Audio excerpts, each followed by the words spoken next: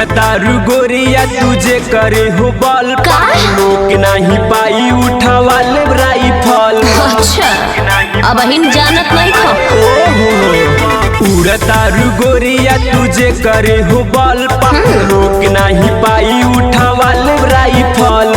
तो सुना जानी सकल पे जाई है हमरे यार के हवे सिर दिल रख दे फार के बुझला ए हो का हो जानी सकल पे जाई है हमरे यार के हवे सिर दिल रख दे फार के कभो भेटइबो मत करी हां।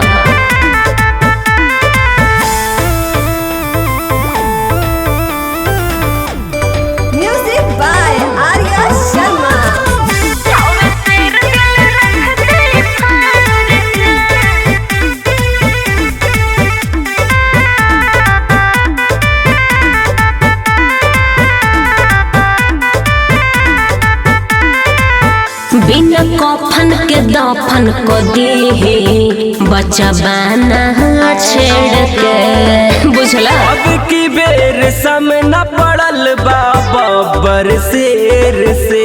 अरे वो कम नहीं खे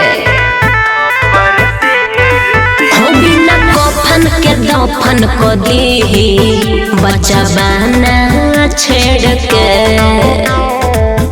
अब की बेर सामना पड़ल बाबर शेर से।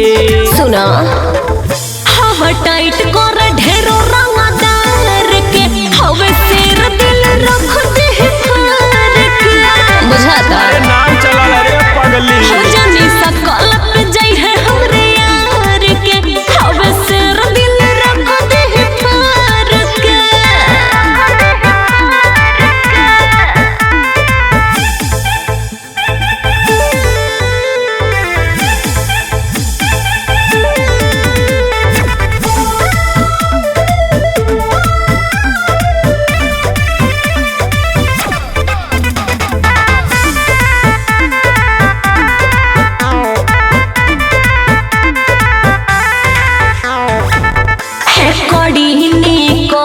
जाई ना बड़ा एको हाथ के कल ही मिला देलाई दे हम आव काट। अच्छा सामने आके तो देखो अभी कल ये दू लोग ठोके कड़ी निकल जाई ना बड़ा एको हाथ के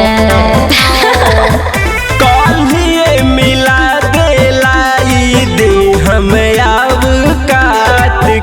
सुनो नितिन विजय होई जंग आर पार के हवे सिर दिल रख दे फार के। पहले प्यार फिर समझावे हथियार से हवे सिर दिल रख दे फार के। अरे काहे मुअल चाहता रह।